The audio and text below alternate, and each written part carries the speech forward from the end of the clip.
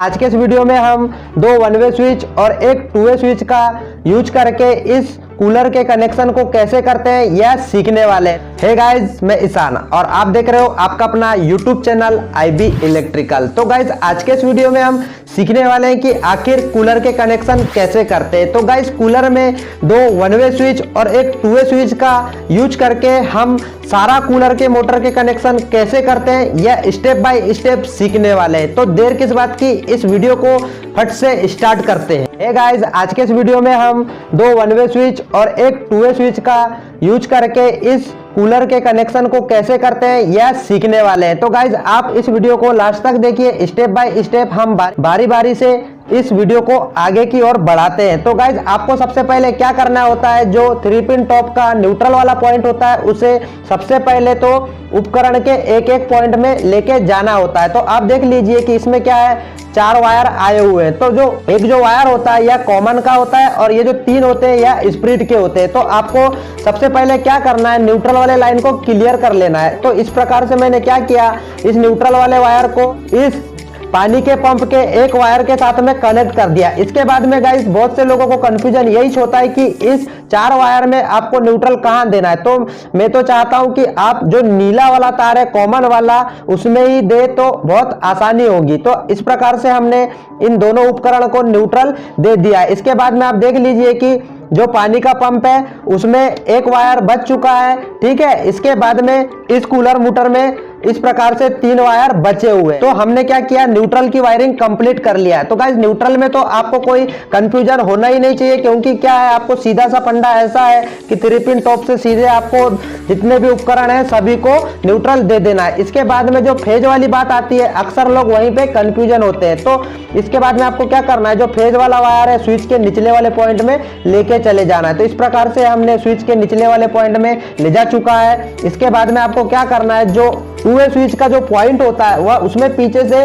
इस प्रकार से 3 पॉइंट दिए होते हैं। तो अक्सर इसमें भी कंफ्यूजन होता है। तो गाइज, इस प्रकार से आप देख लीजिए, अगर से टू वे स्विच आप यूज कर रहे हैं तो इस प्रकार से उसमें पीछे 3 पॉइंट दिए हैं। तो आपको क्या करना है, हमने क्या किया, इस फेज वाले लाइन को इन दोनों स्विच के नीचे वाले पॉइंट में कनेक्ट कर दिया है, ठीक है। इसके बाद में हमें जो आउट मिलेगा इस ऊपर वाले पॉइंट से हमें आउट मिलेगा। तो हमें क्या करना है, इस टू वे स्विच की मदद से इस कूलर मोटर के 2 स्प्लिट को हमें कंट्रोल करते जाना है। तो गाइज, आपको क्या करना है, सबसे पहले ये जो स्विच है इसके ऊपर वाले पॉइंट को इस टू वे स्विच के बीच वाले पॉइंट से कनेक्ट कर देना है। इसके बाद में आप देख लीजिए कि टू वे स्विच में एक नीचे और एक ऊपर इस प्रकार से पॉइंट बच जाता है, ठीक है। तो आपको क्या करना है, तो यह आपकी एक स्प्लिट हो गई और यह नीचे वाला पॉइंट हो गया, वह आपका दूसरा स्प्लिट हो गया। तो पर हमारे पास में क्या है, 3 स्प्लिट है, तो एक स्प्लिट को हम यहां से कट कर देंगे। तो हम इस प्रकार से क्या करते हैं कि नीचे वाले पॉइंट को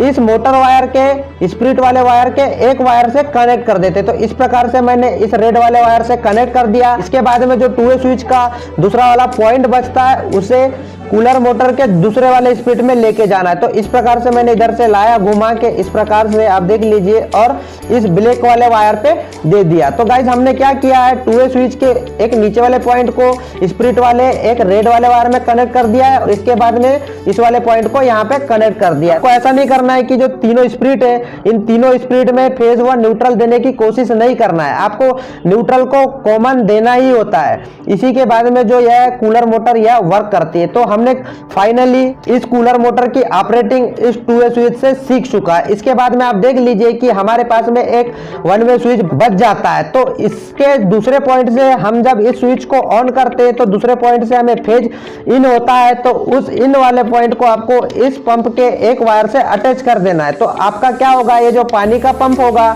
यह इस स्विच से ऑन ऑफ होगा। तो इस वाले पॉइंट को क्या करना है, स्विच के ऊपर वाले पॉइंट को इस प्रकार से आपको ला लेना है और जो बचा वाला तार है पानी के पंप का उसमें इस प्रकार से अटैच कर देना है। तो गाइज, आप देख लीजिए कि इसमें कोई ज्यादा मंत्र है ही नहीं है, आपको कॉन्सेप्ट को समझना है। आपको मैं बार बार बता रहा हूं कि आपको जब तक आप कॉन्सेप्ट को समझोगे नहीं तो आप आसानी से कूलर के कनेक्शन नहीं कर पाओगे। और आखिरी का जो फंडा रहता है वह रहता है बॉडी अर्थ का।